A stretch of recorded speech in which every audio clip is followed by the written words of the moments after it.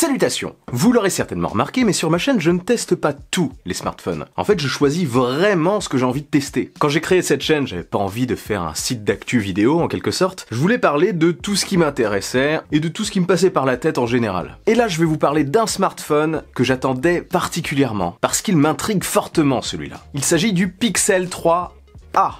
Et oui, ce n'est pas le Pixel 3, c'est le Pixel 3 avec un petit A. C'est une version allégée, de milieu de gamme on va dire. Ici c'est la petite version classique, il existe aussi la version XL qui est plus chère. 399 € pour celle-ci et 479 € pour l'autre si je ne me trompe pas. Pourquoi ce modèle m'a plus intrigué que les autres? Eh bien tout simplement parce que le Pixel 3A est, comme je vous le disais, un Pixel 3 avec des compromis et que contrairement aux autres marques, les compromis choisis par Google sont totalement différents. Et oui, parce que les autres marques préfèrent en général, enfin en tout cas de ce qu'on a vu jusqu'à présent avant le Pixel 3, ça va peut-être changer après la sortie de ce modèle, ces autres marques ont tendance à réduire la qualité de l'écran et la qualité de l'appareil photo, et préfèrent mettre en avant les performances. Et bien ici, Google a tout simplement fait l'inverse. Et ils mettent du coup principalement l'accent sur la photo. Donc le Pixel 3 est-il un smartphone de milieu de gamme qui peut concurrencer les hauts de gamme sur la photo? C'est ce que je verrai dans mon test en partie. Je verrai aussi de manière générale si ce smartphone est un très bon milieu de gamme. Mais en attendant, aujourd'hui, je vais d'abord le découvrir avec vous. Et c'est le premier Pixel que j'ai, donc je suis très impatient. Alors on se retrouve à la première personne, je vais l'ouvrir et vous partager mes premières impressions à chaud. À toutes!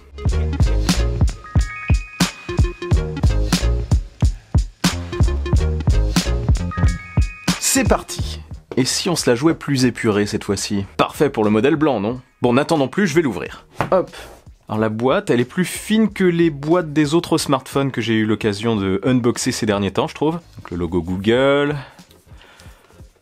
Le smartphone sur le côté, avec ce petit détail que j'aime beaucoup, le bouton Power en orange. Et sous l'appareil, une jolie petite illustration qui met dans l'ambiance et qui ressemble un petit peu à ma mise en scène d'ailleurs. Enfin, vite fait, avec notre cher hashtag Team Pixel. Bon, celui-ci, malheureusement, je vais être obligé de le rendre. Au passage, je remercie Rhinoshield qui m'a fait parvenir ce smartphone. Je n'ai pas encore reçu leur coque, je vous en parlerai probablement dans la prochaine vidéo, le test. Mais sachez qu'ils en font aussi pour ces modèles. Des coques qui sont réputées être très solides. Perso, j'en utilise au quotidien et je n'ai jamais eu de soucis. En plus, maintenant, vous avez la possibilité de les personnaliser, vous pouvez écrire des choses au dos, etc. Et si vous êtes intéressé, comme d'habitude, je mets le lien dans la description. Vous avez moins 10% avec mon code promo REFRAME. Voilà, reprenons. C'est parti, je vais l'ouvrir. Donc il y a deux petites ouvertures de chaque côté. Hop. Et si j'y arrive... Parce qu'en fait, il y a une caméra devant moi. Je suis pas devant une table comme ça. Donc c'est un peu plus galère. Mais on y arrive quand même. Voilà. Découvrons-le. La boîte n'est pas hyper résistante. Et le voilà, notre cher Pixel. Ah, il m'a l'air très sympa, hein. Le Pixel 3A. Je le prends, je le pose là. On va voir ce qu'il y a en dessous. On a donc une première boîte. Je vais faire la mise au point. Une première boîte, je disais, avec notre petit trombone pour ouvrir le tiroir SIM. Donc on est sur une SIM simple et la mémoire n'est pas extensible. Ça, c'est un petit souci du produit parce qu'il est limité à 64 Go seulement. J'en reparlerai dans mon test. Donc, hop. D'ailleurs, il est marrant ce petit trombone là. Un petit trombone rond. Rond comme l'Apple Park. Ah bah non, je suis con, c'est Google. Hop. Ensuite donc, nos chers manuels d'utilisation. Le sticker Steam Pixel. Et voilà. Donc maintenant devant vous, je vais lire intégralement le manuel. J'espère que vous avez prévu un bon café. Page 1. Non, je déconne. Ensuite, en dessous. Alors, en dessous, on a notre cher chargeur classique USB-C vers USB-C, ce qui est très cool. Un adaptateur USB-C vers USB, très pratique. Et cette boîte qui m'a l'air de renfermer les écouteurs. Je suis en train de tout défoncer. Ça s'ouvre ici. Donc des écouteurs filaires intra. Du classique avec... Et oui, vous ne rêvez pas, une prise jack. Parce que notre cher Google Pixel 3A possède bien une prise jack qui est de retour sur ses modèles. Il est léger, hein. Quel bazar mes amis. Et pour finir, notre chargeur secteur USB-C. Tac. Non, ça c'est vraiment cool, beaucoup de constructeurs devraient prendre exemple là-dessus, là ça commence à tarder un petit peu je trouve. De l'USB-C vers l'USB-C, c'est pas compliqué. Et voilà. Donc, je pousse tout ça, on va passer à ce qui nous intéresse le plus. J'ai franchement très hâte. Alors ouvrons ça, sans plus attendre.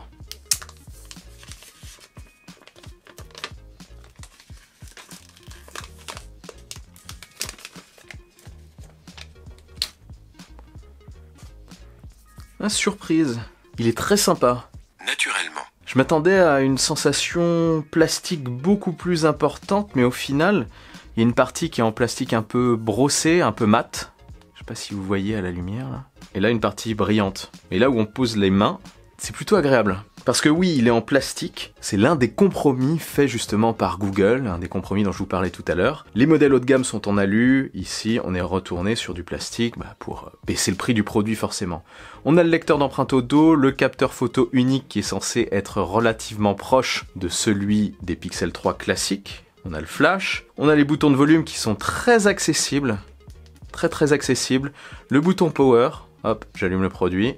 Et à l'avant, comme vous le voyez, on a quand même des grosses bandes noires en haut et en bas, ce qui nous donne quand même l'impression de retourner un peu dans le passé. Je vais voir si à l'usage c'est gênant. Donc maintenant qu'on est sur l'avant, à l'avant, on a une seule caméra frontale, contre deux sur les Pixel 3. On n'a pas le grand angle, qui est franchement pas mal en caméra selfie, mais bon, c'est un autre compromis. On a une enceinte ici, et en bas, contrairement au Pixel 3, eh bien, elle n'est pas ici. On a quand même cette grosse bande noire en bas. On n'est plus vraiment habitué. Hein. Et en fait, les haut-parleurs sont désormais ici. Enfin, il n'y en a qu'un seul. Je pense qu'il est à droite. Donc le port USB-C, certainement le micro. Et en haut, comme je le disais tout à l'heure, notre prise jack. Et pour finir, sur la gauche, notre tiroir pour la carte SIM.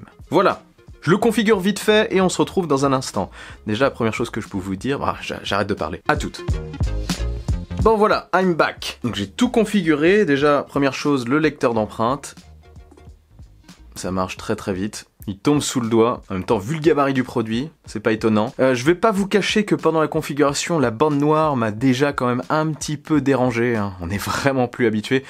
C'est vrai que quand tu utilises un smartphone qui se rapproche du borderless avec encoche ou poinçon, ça fait franchement bizarre. Après, à voir si dans le temps, je vais commencer à m'y habituer. J'aime bien, j'avais jamais testé le petit... je crois que c'est le squeeze pour appeler Google Assistant. Le fait de serrer l'écran entre ses mains. J'aime beaucoup. Bref, maintenant il faut que je le prenne vraiment en main et que je vois ce que ça donne. On va quand même se faire une toute petite photo pour voir. Toute petite, hein, une photo grande comme ça. Plus sérieusement, on va se faire une photo, je sais pas, de ça. Petit traitement. Ouh, ça m'a l'air d'être très sympa tout ça. Ça m'a l'air d'être très sympathique. L'écran, franchement, à première vue, est pas mal. Le smartphone, lui, est plutôt léger. Hein. Il fait quand même... Il fait pas cheap non plus. Il fait pas non plus bas de gamme. Après, il fait pas non plus haut de gamme. Bon, je trouve pas ça trop dérangeant, mais je pense qu'il faudra peut-être envisager de le protéger. Hein. Je verrai ce que ça donnera en main avec les coques Rhino Shield que je vais bientôt recevoir. Voilà, bon bah j'ai fait le tour du produit. Je vous en dis plus Facecam, je serai un peu plus à l'aise. Parce que là, avec le trépied entre le smartphone et moi, c'est pas ce qu'il y a de mieux.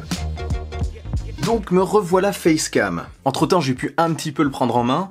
En effet je confirme, il est plutôt léger. Ce que je voulais juste vous dire avant de finir, eh bien c'était un petit listing des compromis faits par ce Pixel 3a vis-à-vis du Pixel 3 classique. Déjà la première des différences, eh bien c'est le prix, hein, 399 contre 859, ça fait quand même une sacrée différence. Il est disponible en deux couleurs, en noir et en blanc chez nous. Normalement il y avait une version un peu rose poudré, rose-violet, mais nous on ne l'a pas malheureusement. J'aurais bien voulu l'avoir celle-ci. Il a par contre un écran de 5,6 pouces contre 5,5 pour le Pixel 3. Après, ses bordures sont un petit peu plus volumineuses. Il a une batterie légèrement supérieure que celle du Pixel 3, 3000 mAh contre 2915. Et pour les compromis, parce que là je parle plutôt de ses avantages, eh bien il a un dos en plastique. Il n'a pas la recharge sans fil. Ses haut-parleurs sont disposés différemment, du coup on n'a pas un son stéréo quand on regarde en face. Enfin, c'est de moins bonne qualité. Après bien sûr à vérifier la qualité, hein. Il n'est disponible qu'en 64 Go de stockage non extensible, donc là je pense que ça c'est un point négatif. Le Pixel 3 lui peut monter jusqu'à 128 Go de stockage,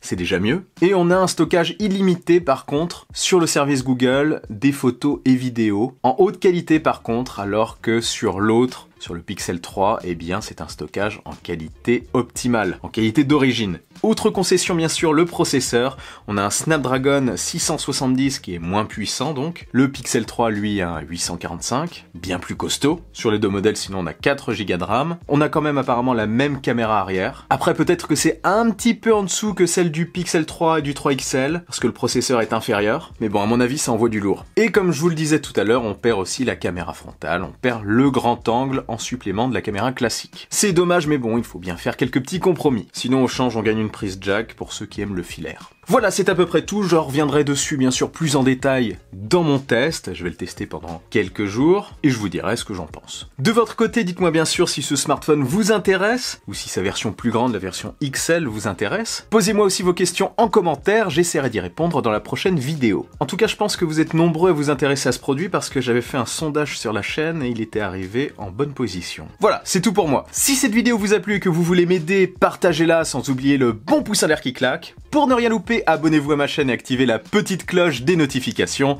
On se retrouve très vite pour une nouvelle vidéo. Vive la technologie, vive le futur. Allez, salut!